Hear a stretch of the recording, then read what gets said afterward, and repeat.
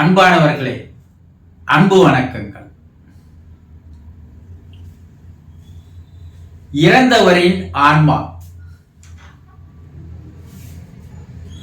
உங்கள் உடலில் உங்களுக்கு உள்ளே வந்து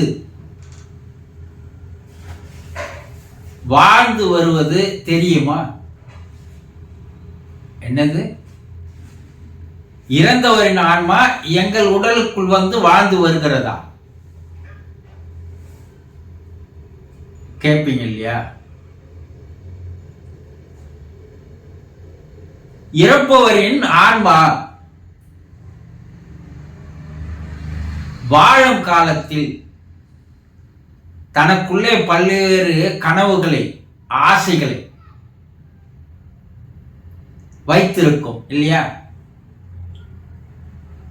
நம்ம எல்லாரும் சில கனவுகளை வைத்திருக்கிறோம், சில ஆசைகளை வைத்திருக்கிறோம், சில எதிர்பார்ப்புகளை வைத்திருக்கிறோம்.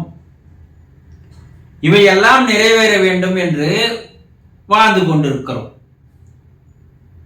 எதிர்பாராமல் இறந்து போய்விடுகிறார்கள். அப்படி இறந்து போகிறவர்கள் என்ன செய்யறாங்கன்னா, தன்னுடைய ஆசைகளை, தன்னுடைய எதிர்பார்ப்புகளை நிறைவேற்றிக் கொள்வதற்காக உடனடியாக வேறு ஒரு உடலில் புகுந்து கொண்டு தன்னுடைய ஆசைகளை, கனவுகளை நிறைவேற்றிக் கொள்கிறார்கள். இறந்தா சில மாதங்கள் இந்த பூமியில் இருந்து விட்டு மறுபடியும் ஆவி உலகம் போனோம். ஆவி உலகம் போய் பல ஆண்டுகள் வாழ்ந்து மறுபிறப்பு எடுத்துடணும். அப்போ ஆசைகளையோ கனவைகளையோ நிறைவேற்றிக் கொள்ள முடியாது. அதுக்கு பல காலங்கள் ஆகும் இல்லையா? அப்போ அந்த ஆன்மாக்கள் என்ன நினைக்குதுன்னா, உடனடியா வேறு ஒரு உடலில் புகுந்து கொண்டால் தான் என்ன ஆசைப்பட்டோமோ அதையெல்லாம் அந்த உடலை வைத்துக் கொண்டு அந்த உடலில் இருப்பவருடைய மனதை தன்னுடைய கட்டுக்குள் கொண்டு வந்து தன்னுடைய ஆசைகளை, தன்னுடைய எண்ணங்களை, தன்னுடைய எதிர்பார்ப்புகளை அந்த மனதிற்குள் செலுத்தி அந்த உடலை இயக்கி வாழ்ந்து வருகிறது. இதுதான் உண்மை. அப்ப அது போல நடக்குமா? நீங்க கேட்கலாம். இதையெல்லாம் நம்முடைய முன்னோர்கள் ஆராய்ச்சி செய்து பார்த்துதான் அனுபவத்தின் மூலமாக அந்த ஆன்மாக்கள் தன்னுடைய இரத்த சம்பந்தப்பட்ட உடல்களிலேயே புகுந்து கொள்வதற்காக ஒரு வாய்ப்பை ஏற்படுத்தி தந்திருக்கிறார்கள். என்னது? இரத்த சம்பந்தமா இருக்கிறவங்க உடல்லே புகுந்துக்குமா?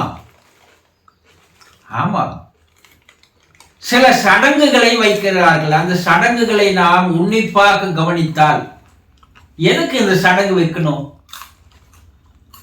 அப்ப அந்த சடங்கினுடைய அர்த்தம் என்ன? காரணம் என்ன? ஏன் இதை செய்யணும்? இறந்து போனவருக்கு அதை ஏன் நம்ம செய்யணும் என்று சிந்திக்க தோன்றும். என்ன வாய்ப்பு தராங்க அப்படின்னா, இறந்து போனவர் வயதானவராக இருந்தால் அவருடைய பேரன்மார்கள், பிள்ளை பெற்றவர்கள், பிள்ளையினுடைய பிள்ளைகள், பெண்ணுடைய பிள்ளைகள் அந்த இறந்து போன அந்த வயதானவருடைய உடலை குளிப்பாட்டி அந்த உடலை சுற்றி அந்த பேர பிள்ளைகளை நெய்பந்தம் என்று சொல்லக்கூடிய வகையிலே ஊதுவத்தி ஒரு கட்டு கொடுத்து கொளுத்தி அந்த ஊதுவத்தி புகையோடு அந்த வயதானவருடைய உடலை, சடலத்தை, தேகத்தை 3 முறை சுற்றி வர செய்வார்கள். இந்த இறந்து போன வயதானவர் இருக்கிறாரு, அவர் வாழும் பொழுது தனக்கு விருப்பமான பேரன்கள் மீது அளவுக்கு அதிகமான அன்பை வைத்து வாழ்ந்து வந்திருப்பார். அந்த பேரனும் அந்த ஊதுவத்தி கட்டை வைத்துக் கொண்டு அந்த நெய்பந்தம் என்ற அந்த சடங்கை செய்யும் போது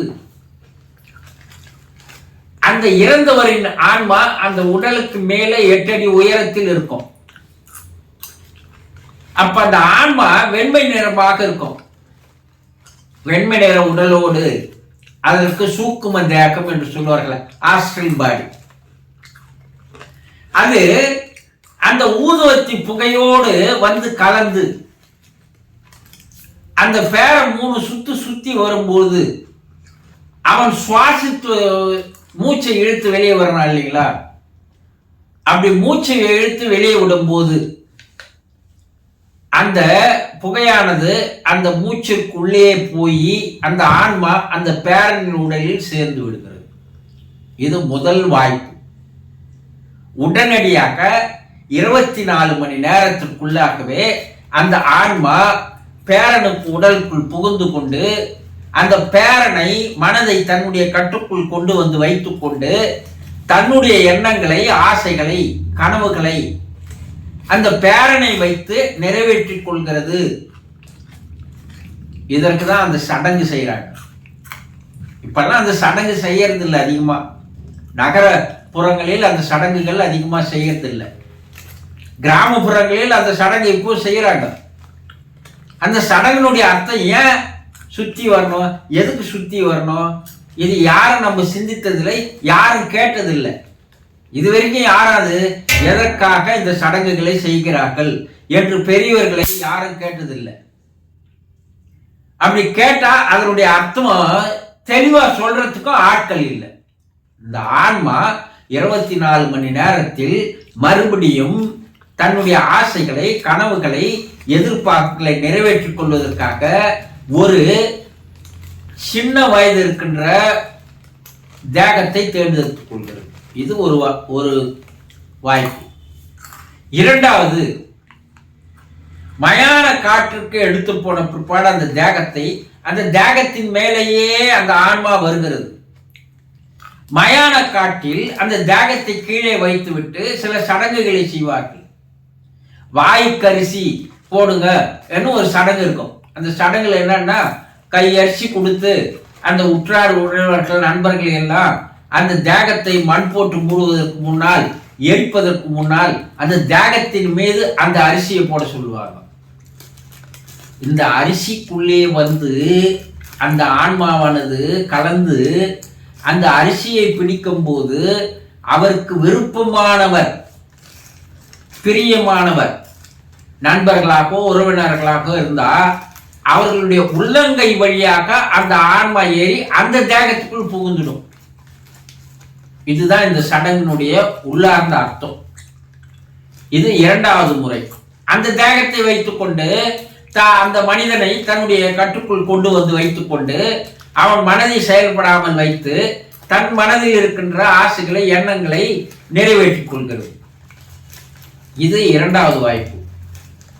மூன்றாவது வாய்ப்பு என்னன்னா, அவருடைய பிள்ளை கொல்லி போடும்போது, கொல்லி போடுதல்னா ஒரு பானை தண்ணி, அந்த தண்ணி அவன் தோல் மேல வச்சு அந்த பானை தண்ணி இருக்கிற அந்த நீர் நிரம்பிய அந்த குடத்தை தோல் மீது வைத்துக் கொண்டு அவன் 3 முறை அந்த தேகத்தை, உடலை, சடலத்தை சுத்தின்னு வரணும். இந்த ஆன்மா இருக்குது, அது என்ன பண்ணா அந்த நீருக்குள்ள போயிடும். பானைக்குள்ள இருக்கிற நீருக்குள்ள போயிட்டு அவன் சுத்தி வரும்போது பின்னாடி அந்த கத்தி மூலமா ஒவ்வொரு துளையிட்டு வருவான்.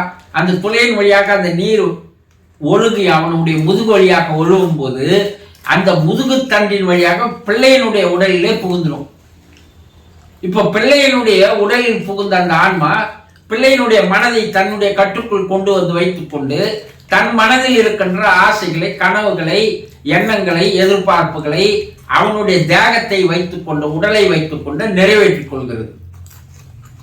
இவ்வாறு 3 வழிகளில் இறந்தவருடைய ஆன்மா 24 மணி நேரத்திற்குள்ளேயே மறுபடியும் தன்னுடைய வாழ்க்கையை வேறு ஒரு உடலில் புகுந்து தன்னுடைய வாழ்க்கையை தொடர்ந்து நடத்துகிறது என்பதை ஆதி காலம் முதல் கொண்டு வேத காலம் முதல் கொண்டு எல்லா புராணங்களிலும் உபநிடதங்களிலும் தெரிவித்து இருக்கிறார்கள்.